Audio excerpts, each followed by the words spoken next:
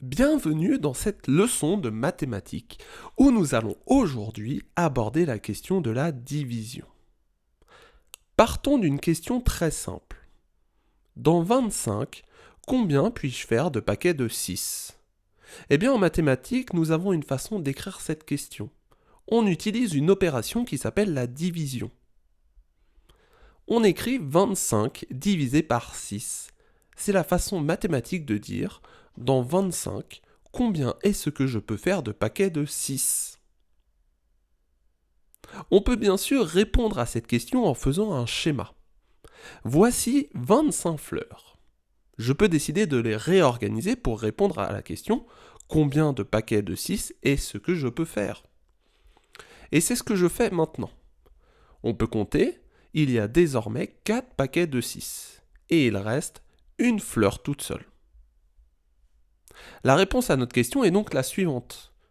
Avec 25 fleurs, je peux faire 4 paquets de 6 et il m'en restera une.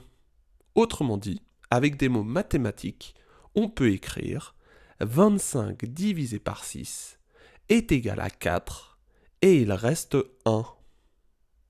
Si le reste est égal à 0, on dira alors que la division est juste. En mathématiques, on aime bien utiliser des noms compliqués.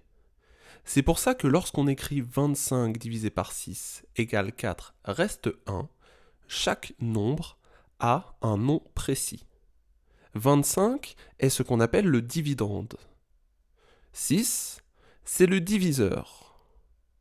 Le résultat 4, c'est le quotient. Et le 1, c'est le reste.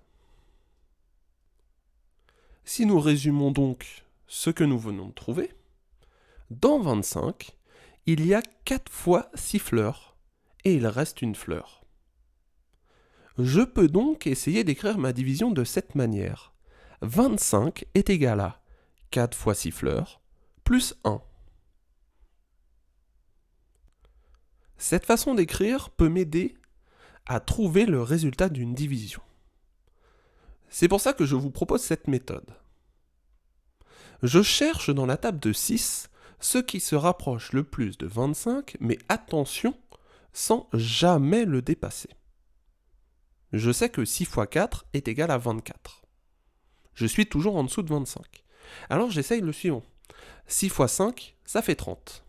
Ah, je suis au-dessus. Je vais donc utiliser 6 fois 4 égale 24. Maintenant, pour arriver jusqu'à 25, il me reste 1 à ajouter. C'est pour cela que je peux dire que 25 est égal à 6 fois 4 plus 1.